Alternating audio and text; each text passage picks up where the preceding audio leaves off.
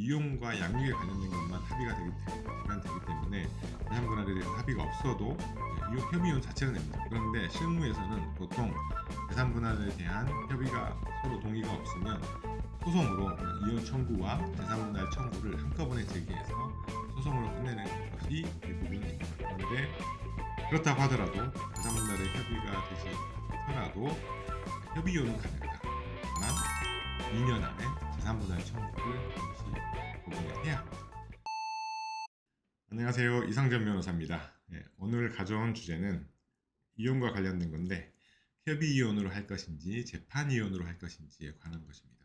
이혼 상담을 하시는 분들 중에 협의로 할 것인지 재판으로 할 것인지에 대해서 결정을 못 하시는 분들이 꽤 많습니다. 그래서 이걸 저에게 자꾸 여쭤보세요. 어떤 것으로 하는 게 좋은지. 근데 사실 저는 여건이 되면 이혼을 할 여건이 되면 협의이혼을 하시고, 그렇지 않으면 재판으로 강제하는 것이 좋다라고 보통은 말씀드립니다. 왜냐하면 왜 제가 먼저 협의이혼을 고려하라고 말씀드리느냐, 이전에 저희가 유튜브 영상을 올렸던 것 중에 협의이혼과 관련돼서 했던 부분이 있으니까 한번 찾아보시면 좋을 것 같고, 장점이 있습니다. 장점이 뭐냐, 첫 번째, 먼저 변호사 비용을 세이브할 수 있습니다. 변호사 비용이 착수금은 몇백만 원, 성과보수로 적게는 몇백만 원, 많게는 천만 원이 넘어가는 경우도 많기 때문에 이런 경우 비용을 세이브할 수 있다. 그리고 두 번째는 갈등을 최소화할 수 있다. 특히 미성년 자녀가 있는 분들은 이혼을 하더라도 계속 만나야 됩니다. 만나고 아이들 양육에 관해서 상의를 하고 해야 되기 때문에 갈등을 최소화해서 이혼할 수 있는 것이 협의이혼입니다. 세 번째는 시간도 짧습니다.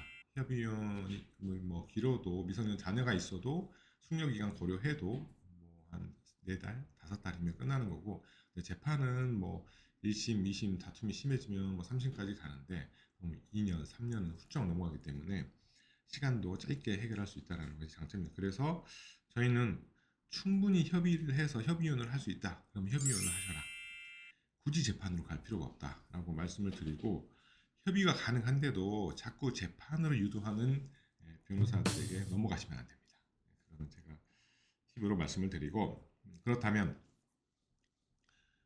협의이혼이 여건이 안 되는 경우, 재판으로 가는 경우는 어떤 거냐, 제가 한번 말씀을 드려볼게요. 예를 들어서 몇 가지 사례를 제가 한번 말씀을 드려보겠습니다.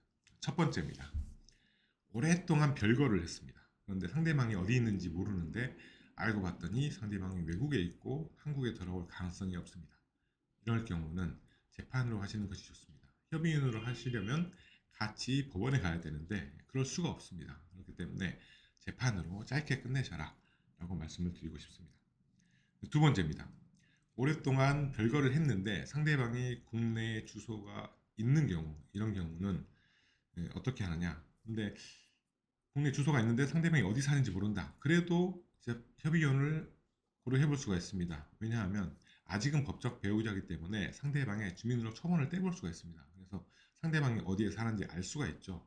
그래서 그곳에 찾아가서 상대방과 협의해서 협의이혼으로 가능합니다. 그런데 이런 분들은 대개 너무 오랫동안 안 봤기 때문에 좀 서먹서먹하고 얼굴 보기도 쉽지가 않고 대화 나누기도 쉽지가 않은 분들이 계셔서, 이런 분들은 변호사를 통해서 그냥 재판으로 끝내시는 것을 추천드립니다.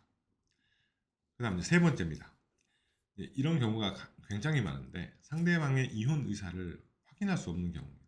저는 본인은 이혼 의사가 확고한데 상대방이 이혼을 원하는지 하겠다는 건지 안 하겠다는 건지, 오늘은 하겠다 그러고 내일은 안 하겠다 그러고, 이런 분들은 상대방 이혼 의사를 확인할 수 없으니까 어떻게 할 수가 없습니다. 이런 분들 어떤 경우가 생기냐면, 같이 법원에 가서 협의이혼 신청을 했는데 나중에 협의이혼 의사 확인 기일날 출석하지 않습니다.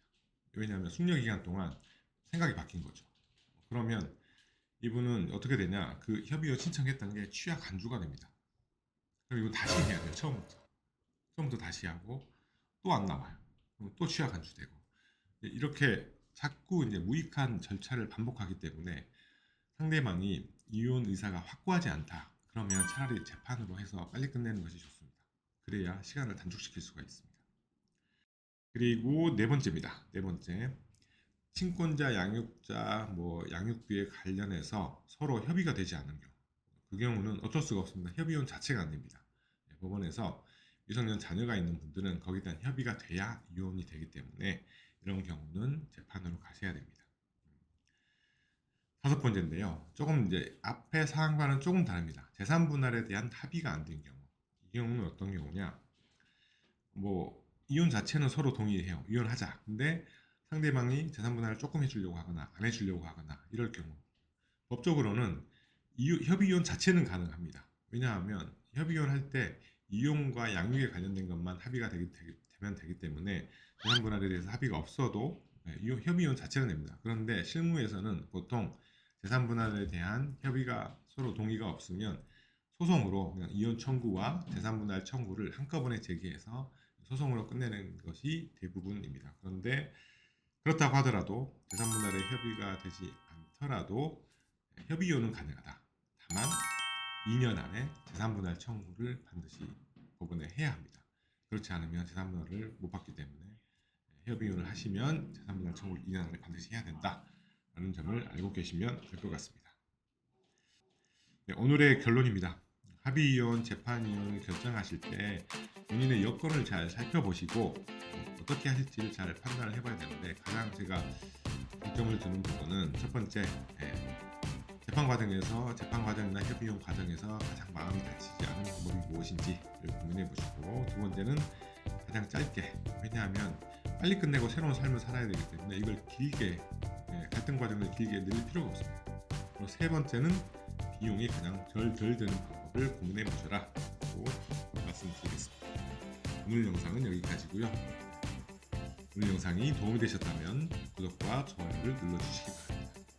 감사합니다.